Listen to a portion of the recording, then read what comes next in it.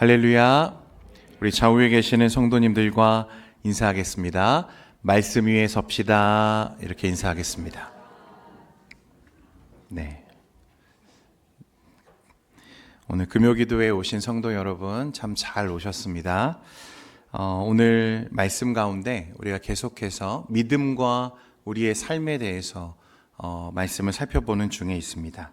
오늘 그 세 번째 시간인데 성경 전체를 통틀어서 믿음에 대해서 가장 확고한 진술 중에 하나는 로마서 1장 17절 말씀입니다. 복음에는 하나님의 의가 나타나서 믿음으로 믿음에 이르게 하나니 기록된 바 오직 의인은 믿음으로 말미암아 살리라 함과 같으니라. 아멘. 여러분, 의인은 오직 무엇으로 산다고 말씀합니까? 믿음으로 말미암아 살리라. 이것이 믿음에 대한 가장 확고한 성경의 진술 중에 하나입니다. 의인은 믿음으로 산다.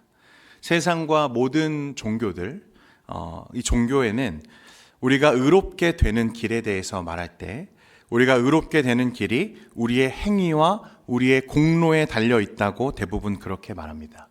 그러니까 우리가 어떻게 살았느냐가 우리의 구원과 우리의 생명과 또 그것을 좌우하는 기준이 된다고 말하고 있는 거죠.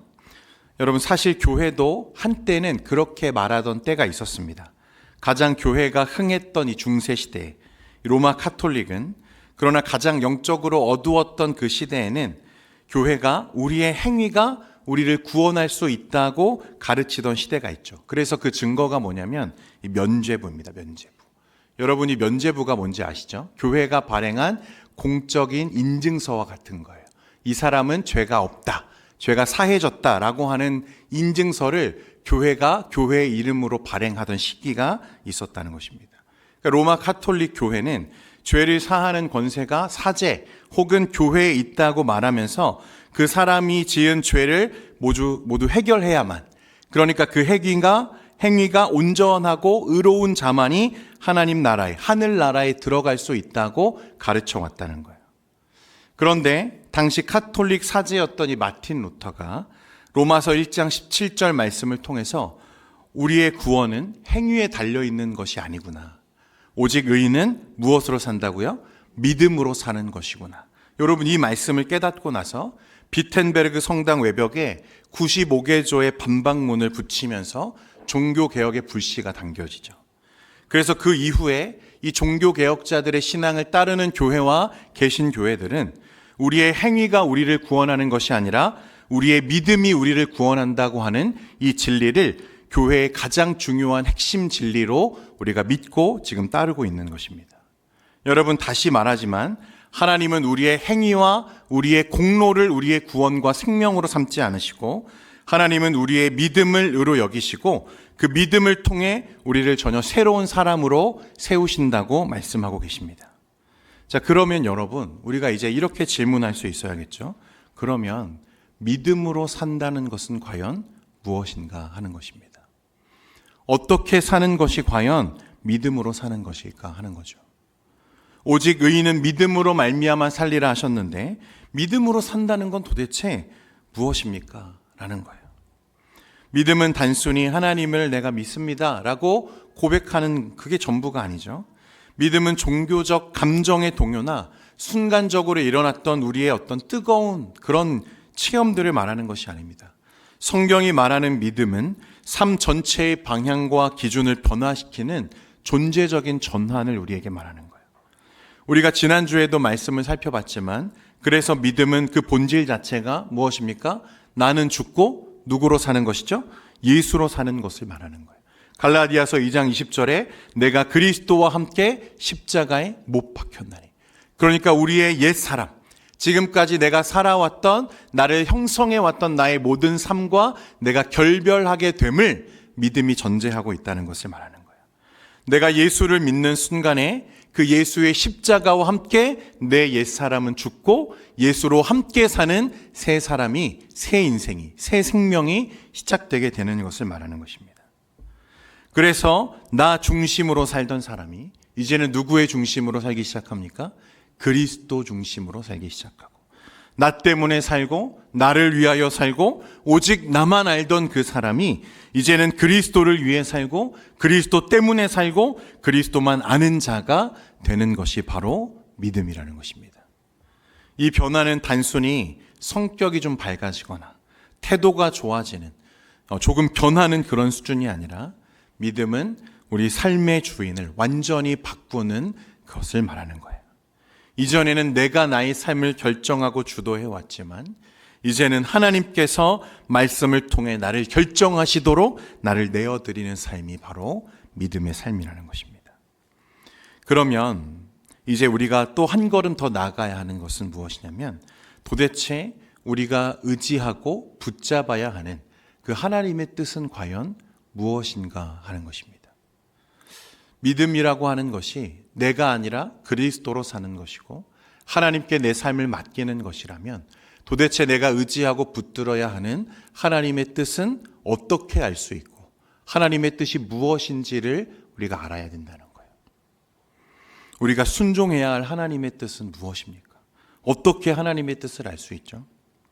여러분 이 지점에서 우리가 중요한 사실 하나를 좀 기억해야 되는데 하나님의 뜻은 결코 추상 속에 감추어져 있는 무엇인가가 아닙니다. 우리가 짐작하거나 감으로 때려 맞추는 그런 것이 하나님의 뜻이 아니에요. 하나님의 뜻은 오직 말씀 안에 계시되는 줄 믿으시기를 바랍니다. 할렐루야. 하나님의 뜻은 오직 무엇을 통해서 계시된다고요? 말씀을 통해 계시된다는 거예요. 그래서 믿음으로 산다는 것은 그저 하나님이 계시다고 인정하는 그런 것이 아니라 하나님의 말씀대로 사는 것을 말하는 것입니다. 물론 하나님은요, 다양한 방법으로 하나님의 백성들에게 계시하실 수 있습니다. 꿈을 통해서도 계시하시고 기도하는 중에 음성을 듣기도 하고 감동을 주시기도 하고 아니면 내 옆에 있는 사람을 통해서 계시하시기도 하시죠. 이런 것들을 우리가 체험이라고 말하잖아요. 체험. 기독교의 신비죠. 여러분 개혁주의 신앙을 가지고 있는 교회들도 여러분 이 개인의 체험을 인정합니다. 하나님께서 그 성도의 각 심령 안에 그 인생 속에 긴급하게 개입하시고 계시하시는 일들이 가능하다고 인정합니다. 그런데 여러분 중요한 건 이거예요. 체험은 그래서 그 사람의 신앙을 돕고 그 사람의 믿음을 세우는 일에 유익함을 줄 수는 있지만 그 체험이 우리의 믿음의 객관적 기준이 될 수는 없다는 거예요. 여러분 그러니까 이 앞에 있는 안 목사가 기도하는 가운데 꿈을 꾸었어요. 하나님이 그 꿈 중에 계시하셨습니다. 하나님이 말씀하셨어요. 그래서 그 말씀이 저 개인의 어떤 유익과 신앙에 도움이 될 수는 있지만 여러분들의 신앙이 될 수는 없는 거죠. 왜냐하면 그것은 하나님이 누구에게 주신 거예요? 저에게 주신 거기 때문에 그런 거예요. 그러니까 내가 어느 날 꿈속에 무엇을 봤다고 해서 내 옆에 있는 사람에게 가서 그것을 강요하거나 요구할 수 있습니까? 그럴 수 없다는 거예요. 개인의 체험은 언제나 주관적이기 때문에 그런 거죠. 그러면 모든 사람에게 공통적으로 모든 시대와 모든 상황에 어떤 상황에 상관없이 영원히 변치 않는 하나님의 뜻과 계시는 과연 무엇인가? 그것이 바로 말씀이고 성경이라는 것입니다. 장로교 신조 1항에 보면요. 성경은 하나님의 말씀이니 신앙과 행위에 대하여 정확무오한 유일의 법칙이다라고 고백하고 있습니다. 성경이 무엇이더라고요? 하나님의 말씀이다. 객관적이고 모든 시대와 모든 사람에게 주시는 하나님의 말씀, 하나님의 뜻이 바로 성경이고 말씀이라는 것입니다.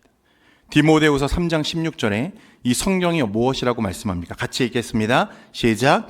모든 성경은 하나님의 감동으로 된 것으로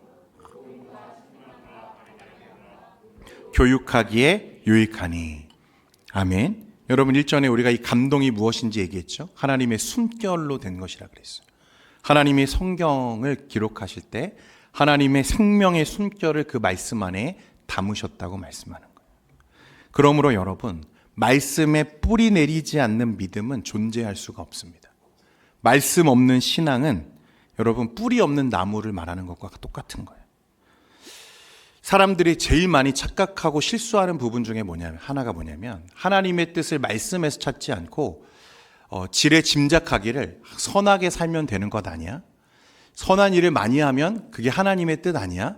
하나님은 선하신 분이니까 착한 일을 많이 하면 되는 거 아니야? 이렇게 생각하는 사람이 많아요. 그런데 여러분, 말씀 없는 선행은 하나님이 기뻐하시지 않는다는 것을 기억하시기를 바랍니다. 말씀이 없는 선행, 구제는 하나님이 기뻐하시는 순종이 아니라 스스로를 옳다 여기는 자기의 의, 자신의 만족일 수 있다는 거예요. 여러분, 탤런트 박진영 씨를 잘 아시죠? 여러분이 박진영 씨가 한번 TV에 나와서 그런 이야기들을 하는데 굉장히 제 마음에 공감이 된 적이 있습니다. 여러분, 박진영 씨가 어렸을 때부터 이분의 첫 번째 인생의 목표를 무엇으로 삼았냐면 부자가 되는 게 목표였대요. 부자. 돈을 많이 버는 거죠. 성공하는 거. 이 박진영 씨는 실력도 있고요. 또 열심도 있어서 그 목표를 20대 때 다 이룬 거죠. 음반도 대박이 나고 프로듀서로서 인정받고 대단한 성과를 냈습니다. 그래서 젊은 나이에 부자가 됐어요. 그러니까 자신이 목표로 삼고 있던 이 목적, 인생의 목표가 빠르게 이루어진 거죠. 성공하고 나니까 기쁨이 있더랍니다. 분명히 기뻤어요. 그런데 조금 지나고 나니까 목표가 이루어짐으로 인해서 공허함이 찾아오기 시작하고, 그래서 이젠 내 인생을 어떻게 살아야지 고민하다가 두 번째로 그가 찾은 인생의 기쁨이 뭐였냐면 이 선행이었습니다. 봉사, 자원봉사였어요. 구제였던 거죠. 기부를 하고 봉사활동을 하고, 이분이 기부도 엄청 많이 하고요. 착한 일을 참 많이 했습니다.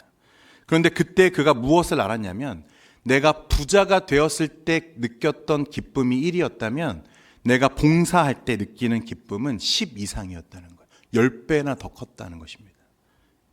내가 선한 사람이 되었다고 하는 만족감, 내가 의로운 사람이라고 하는 기쁨은 말할 수 없는 기쁨이었다는 거예요.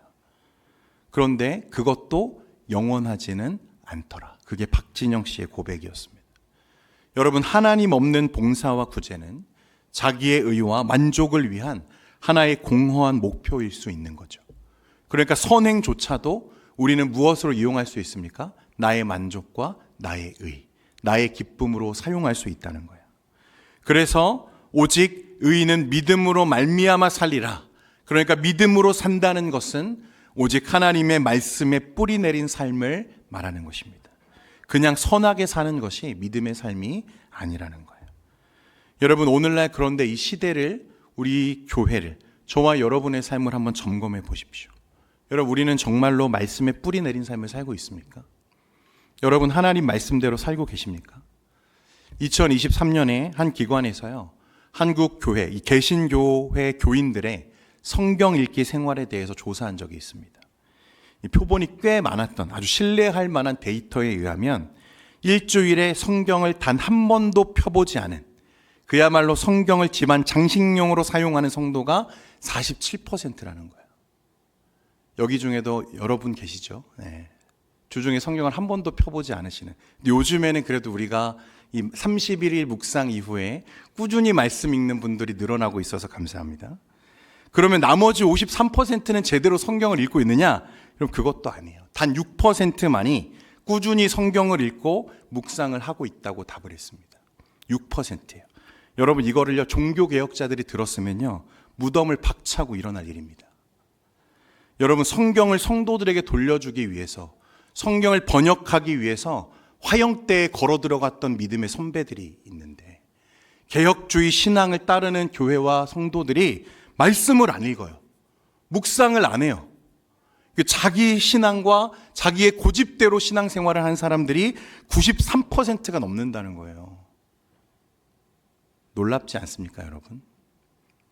또 23년에 같은 해에 목회자들을 대상으로 목회 데이터 연구소라는 기관에서 조사를 했는데, 현재 한국 교회에서 가장 심각한 위기가 무엇입니까? 라고 목회자들에게 물었어요. 여러분, 그때 목회자들이 뭐라고 답했는지 아십니까? 이 세 가지를 주로 이제 위기로 뽑았는데, 대부분 사람들은 예상하기를 다음 세대의 감소가 제일 중요한 위기일 거다라고 생각했는데, 의외로 목회자들은 말씀과 기도 생활의 붕괴가 가장 큰 위기다라고 뽑았습니다. 이게 35%예요. 그리고 다음 세대의 감소가 32%였어요. 여러분, 저는 그런데요, 사실 말씀과 기도의 회복이 일어나면 다음 세대도 회복될 거라고 믿습니다. 그러니까 이건 같은 문제예요. 70% 이상이 사실 한국 교회의 위기를 무엇이라고 진단하고 있냐면 말씀과 기도의 붕괴라고 말하고 있는 것입니다. 이건 단순히 신앙이 게으른 게 아니에요. 심각한 영적인 위기예요. 여러분, 성경은 말씀이 사라진 시대를 가장 큰 심판이라고 규정합니다.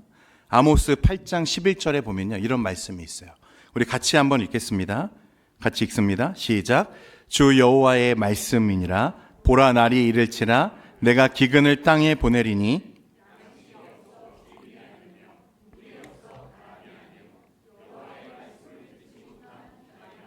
아멘.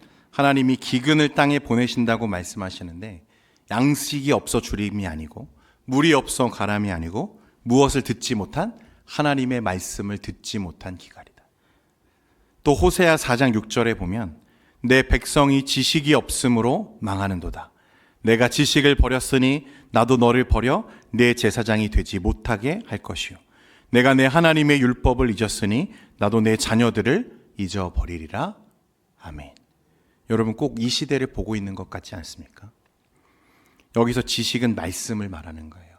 말씀이 없는 시대, 말씀을 잊어버린 그 시대를 향해서 너희가 내 하나님의 율법을 잊었으니 나도 내 자녀들을 잊어버리리라 라고 말씀하세요. 여러분, 이스라엘의 역사가 그것을 증명하죠. 말씀이 없는 시대, 말씀을 잃어버린 신앙, 그건 반드시 형식주의와 종교 행위로 흐를 수밖에 없다는 것입니다. 망한다는 거예요. 하나님의 뜻을 모르니까, 하나님의 뜻을 읽지 않으니까 형식에 매일 수밖에 없죠. 형식주의자가 되어가는 거예요. 예수님 시대의 유대인들이 그러한 것 아닙니까? 그들이 얼마나 말씀에 철저히 살려고 노력했습니까? 그런데 무엇에 매여 있어요? 형식에 매여 있는 거죠. 말씀에 뿌리 내리지 않았기 때문에, 형식에 뿌리 내리고 있었기 때문에 그랬습니다. 하나님의 마음을 알 수 없으니까 내 방식, 내 뜻대로 할 수밖에 없는 거죠. 여러분, 오늘 저와 여러분이 시편 1편 말씀을 읽었는데요, 복 있는 사람에 대해서 시편 기자가 우리에게 말씀하죠. 그런데 그 복 있는 사람의 기준은 다른 게 아니에요. 무엇입니까? 말씀에 뿌리 내리는 삶이 복 있는 사람의 기준이라는 거예요.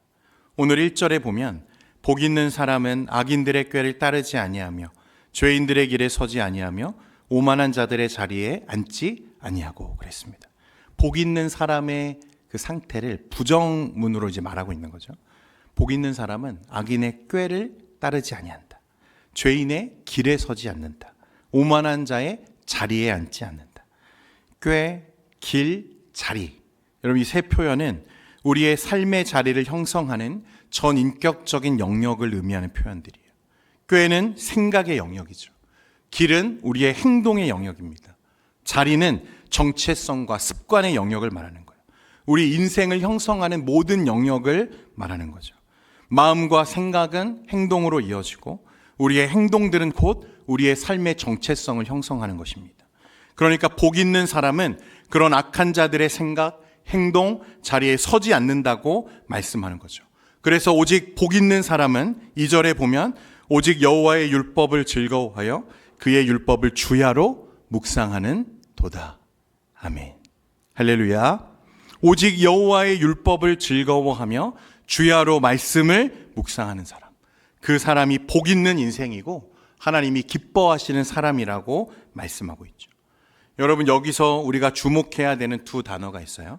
율법을 즐거워하며, 그리고 율법을 주야로 묵상하는 도다. 즐거워한다는 말은요, 여러분, 이 하페츠라는 단어인데 기뻐한다, 이런 뜻입니다.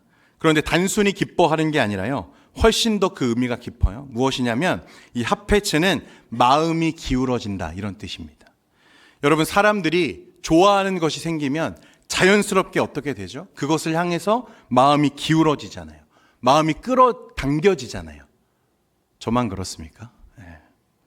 그래서 어떤 사람들은요, 돈이 좋으니까 돈에 마음이 기울어지고, 어떤 사람은 인정받는 걸 좋아해서 그러한 자리에 마음이 기울어지고, 어떤 이는 취미와 즐거움에 쾌락에 마음이 기울어지는 거죠. 그러니까 시편 기자가 오직 여호와의 율법을 즐거워하며 라고 했던 이 즐거워한다, 율법을 즐거워한다는 것은 그것을 깊이 갈망하는 상태를 말하는 거예요. 그래서 내 영혼에 하나님의 말씀이 필요하고 말씀을 먹어야 되고 말씀을 들어야 분별할 수 있다는 것을 아는 사람. 그것이 바로 말씀을 즐거워하는 이 하페츠, 말씀을 갈망하는 사람이라고 우리에게 말씀하는 거예요. 선지자 예레미야는 15장 16절 말씀에 보면 이렇게 말씀합니다. 같이 읽겠습니다. 시작. 만군의 하나님 여호와시여, 나는 주의 이름으로 일컬음을 받는 자라. 내가 주의 말씀을 얻어 먹었사오니 주의 말씀은 내게 기쁨과 내 마음의 즐거움이오나. 아멘. 여러분, 그렇게 하나님의 말씀을 갈망해야 된다고 말하는 거예요. 그리고 그렇게 하나님의 말씀을 기뻐하는 사람들은 이제 어떻게 하기 시작하냐면 그 말씀을 묵상하기 시작합니다. 여기서 묵상이라는 말은 하가라는 단어인데 입술을 움직이다, 조용히 읊조리다, 이런 뜻이 가진 단어예요. 그래서 목자가 양을 돌볼 때 흥얼거리는 노래, 비둘기가 울음을 토하는 구구구 짖는 그 순간, 사람이 속으로 어떤 말을 반복적으로 중얼거리며 되뇌일 때 사용하는 단어가 이 하가입니다. 그게 묵상이라는 거예요. 그러니까 묵상이라는 것은요, 말씀이 생각 속에서 계속해서 반복적으로 울리고 있는 상태를 말하는 거예요. 우리가 묵상하는 목적은 바로 우리의 삶의 일부가 아니라 우리의 삶의 전체가 하나님의 말씀의 잠용중처럼 계속 울리도록 만드는 것이 묵상이라는 것입니다. 하나님의 말씀을 마음에 집어넣고 마음이 그 말씀을 계속 씹도록 만드는 행위가 묵상이에요. 그래서 시편 기자는 이것을 보면서 주야로 묵상한다 이렇게 말했는데, 아침과 저녁, 이 주야는요, 말씀이 우리의 삶 전체에 흐르게 해야 한다고 말씀하고 있는 것입니다. 하루의 한 조각이 아니라 하루 전체를 해석하는 기준이 되는 말씀. 말씀이 내 감정을 해석하고 내 상황을 해석하고 사람을 해석하고 문제를 해석하는 기준이 되는 것. 그게 바로 묵상이에요. 여러분, 두 가지라고 했습니다. 첫 번째는 말씀을 즐거워하는 것. 두 번째는 말씀을 주야로 묵상하는 것. 즐거워하며 묵상하기 시작하면 어떤 변화가 시작됩니까? 말씀을 즐거워하면 마음이 변하기 시작합니다.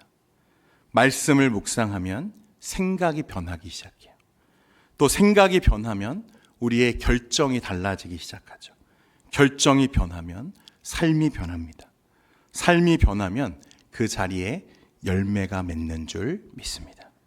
그러니까 마음의 변화는, 말씀의 변화는 마음으로부터 시작해서 생각으로 번져지고, 생각이 결정을 좌우하고, 결정이 습관으로, 습관은 우리의 성품으로, 성품은 열매로 이어진다고 말씀하고 있는 거예요. 그러니까 여러분, 우리가 하나님의 말씀에 뿌리 내린 삶을 산다는 것은, 하나님의 뜻대로 산다는 것은 사실은 선천적으로 타고난 어떤 기질들을 말하는 게 아닙니다. 여기는 분명히 훈련이 필요한 영역임을 우리에게 말씀하고 있는 거예요. 그래서 그 말씀이 내 삶 전체를 주도하고 좌우할 수 있도록 우리는 끊임없이 이 말씀으로 내 삶을 훈련시킬 수 있어야 된다는 것입니다. 예전에도 말씀드렸는데, 여러분, 헬스장에 돈 내고 등록했다고 해서 우리가 몸짱 되는 거 아닙니다. 뭐 해야 돼요? 매일 가서 반복적으로 운동을 해야 되죠. 그리고 여러분, 혹시 잘 모르실 수 있는데 그냥 헬스장 가서 엮기만 계속 들면 몸이 좋아질까요? 여러분, 아닙니다. 바르게 운동을 해야 돼요. 바르게. 그래서 헬스장에 가보면 누가 있습니까? 트레이너가 있는 거예요. 여러분, 바르게 운동하지 않으면 부상 생깁니다. 다칠 수 있는 거죠. 마찬가지예요. 하나님의 말씀을 매일 묵상하고 읽고 그 말씀대로 살려고 하는 노력이 반복되어져야 돼요. 그럴 때 우리의 성품이 변화되어지고 우리의 능력이 되는 줄 믿으시기를 바랍니다. 그 말씀도요, 여러분, 그냥 막 읽고 막 마음대로 적용하고 마음대로 해석하면 어떻게 됩니까? 그때부터 새로운 이단이 탄생하는 거예요. 말씀을 바르게 읽고 바르게 해석하는 훈련이 필요한 거죠. 그래서 누가 있습니까? 헬스장에는 트레이너가 있다면 교회에는 누가 있어요? 제가 있는 거예요. 목회자가 있는 것입니다. 그러니까 여러분, 제가 여러분들께 말씀 훈련합시다 라고 하면 순종하셔야 됩니까? 안 하셔야 됩니까? 할렐루야. 네, 아멘 다 하셨어요. 이제 내년에 보겠습니다, 여러분. 히브리서 4장 13절과 14절 말씀에 보면요, 이렇게 말씀합니다. 이는 젖을 먹는 자마다 어린아이니 의의 말씀을 경험하지 못한 자요, 단단한 음식은 장성한 자의 것이니 그들은 지각을 사용함으로 연단을 받아 선악을 분별하는 자들이라. 말씀의 훈련을 통해서 처음에는 어린아이와 같던 우리의 신앙이 점점 자라서 말씀을 경험하다가 장성한 자가 되는 것. 여러분, 그것이 말씀에 뿌리 내려가는 자들의 삶이고, 그들은 그 지각을 통해서 연단을 받아서 선악을 분별하는 자들이 된다고 말씀하고 있습니다. 말씀을 읽고 묵상하고 순종하는 것은 지속적인 훈련, 의지적인 선택의 영역이라는 거예요. 한국교회 성도들이요, 이 부분을 간과하고 있는 거예요. 예배만 잘 드리면, 말씀만 계속 그냥 읽기만 하면 내가 자연스럽게 장성한 믿음의 사람이 되는 줄 알고 있는 거죠. 그런데 여러분, 말씀에 뿌리 내리는 삶은 단순히 그것을 많이 반복적으로 읽는 게 중요한 게 아니라 그 말씀이 내 삶을 다스리도록 훈련해 가는 것, 삶의 훈련을 말하는 거예요. 오늘 그렇게 말씀에 뿌리 내린 복된 사람의 인생 속에 맺어지는 열매가 무엇인지 오늘 본문 3절에 보면 이렇게 말씀합니다. 우리 같이 읽겠습니다. 시작. 그는 시냇가에 심은 나무가